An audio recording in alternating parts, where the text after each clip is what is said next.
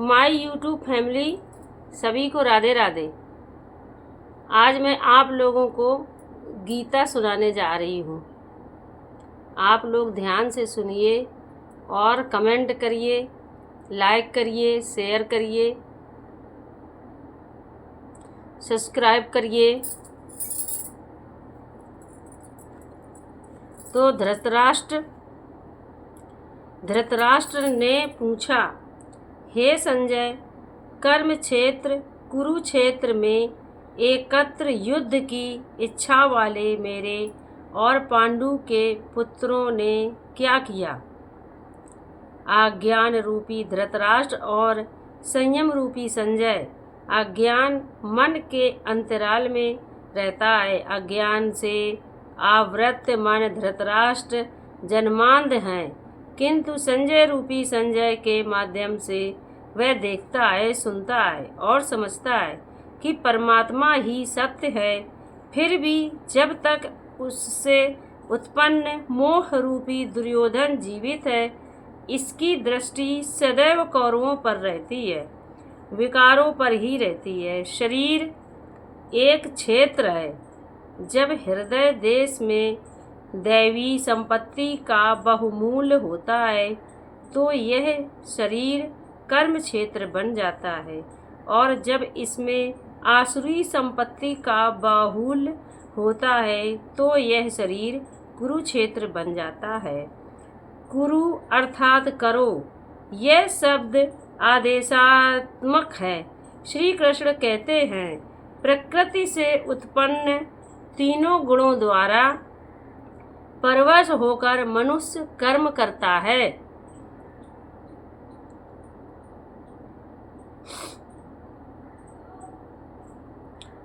वह क्षण मात्र भी कर्म किए बिना नहीं रह सकता। गुण उससे करा लेते हैं। सो जाने पर भी कर्म बंद नहीं होता। वह भी स्वस्थ शरीर की आवश्यक खुराक मात्र है। तीनों गुण मनुष्य को देवता से कीट पर्यंत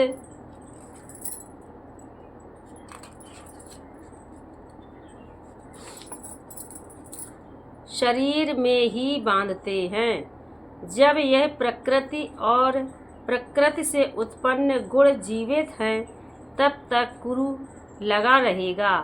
अतः जन्म मृत्यु वाला क्षेत्र, विकारों वाला क्षेत्र कुरुक्षेत्र और धर्मपात्र परमात्मा में प्रवेश दिलाने वाली पुण्यमयी प्रवृत्तियों पांडवों का क्षेत्र धर्म क्षेत्र है। पुरातत्व बिंदु पंजाब में काशी प्रयाग के मध्य तथा अनेकानेक स्थानों पर कुरुक्षेत्र की शोध में लगे हैं, किंतु गीताकार ने स्वयं बताया है कि जिस क्षेत्र में यह युद्ध हुआ वह कहाँ है।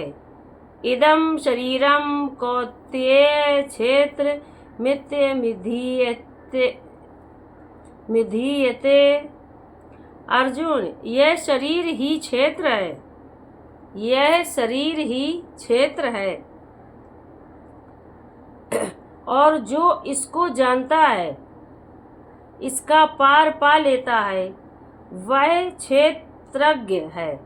आगे उन्होंने क्षेत्र का विस्तार बताया, जिसमें 10 इंद्रियां, मन, बुद्धि, अहंकार, पांचों विकार, ज्ञानेंद्रियां की 5 तन्मात्राएं, रूप, रस, गंध, शब्द और स्पर्श, यही इंद्रियों के 5 विषय हैं, और तीनों गुणों का वर्णन है। शरीर ही क्षेत्र है, एक अखाड़ा है। इसमें लड़ने वाली प्रवृत्तियां 2 हैं, दैवी संपद और आसुरी संपद। दैवी संपद और आसुरी संपद। पांडु की संतान और धृतराष्ट्र की संतान सजातीय और विजातीय प्रवृत्तियां हैं। अनुभवी महापुरुष की शरण जाने पर इन दोनों प्रवृत्तियों में संघर्ष का सूत्रपात होता है। यह क्षेत्रज्ञ का संघर्ष है और यही वास्तविक युद्ध है।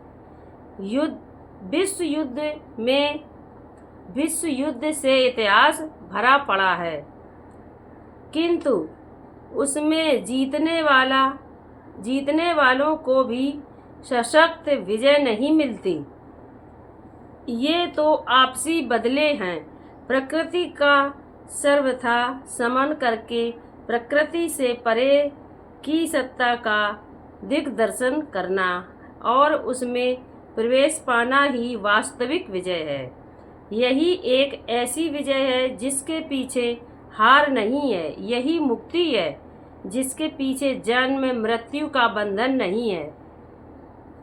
इस प्रकार अज्ञान से आच्छादित प्रत्येक मन संयम के द्वारा जानता है कि क्षेत्रज्ञ के युद्ध में क्या हुआ। अब जैसा जिसके संयम का उत्थान है, वैसे वैसे उसे दृष्टि आती जाएगी। संजय।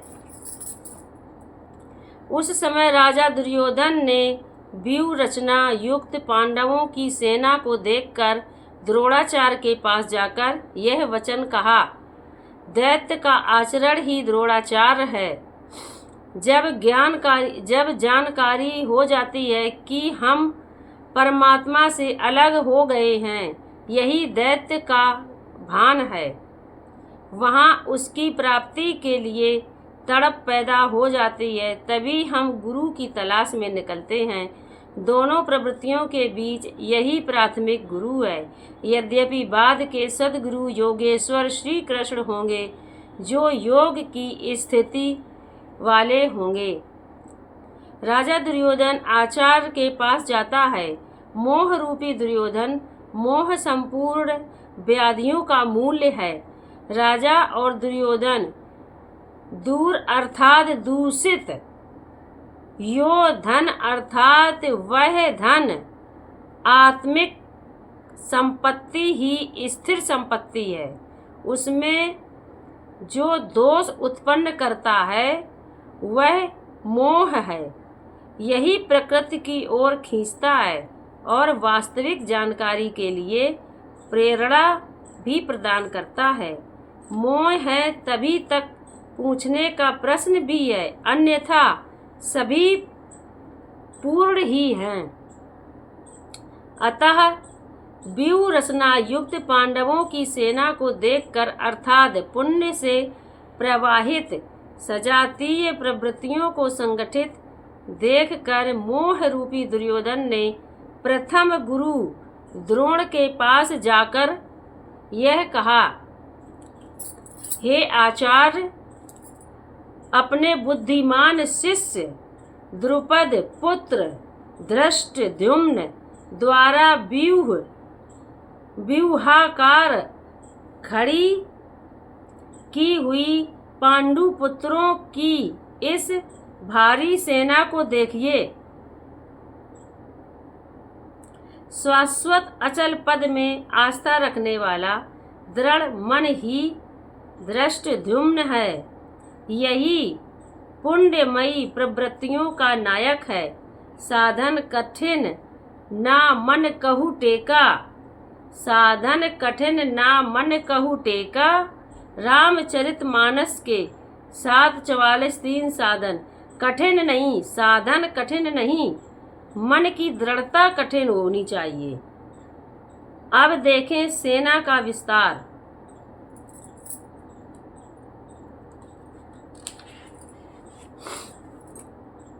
इस सेना में अब आपको इसके आगे कल बताएंगे। आज अभी यहीं से ख़त्म करते हैं। राधे राधे। मेरे चैनल को सब्सक्राइब करना, लाइक करना, कमेंट करना प्लीज़ दोस्तों। राधे राधे। जय श्री राधे कृष्णा।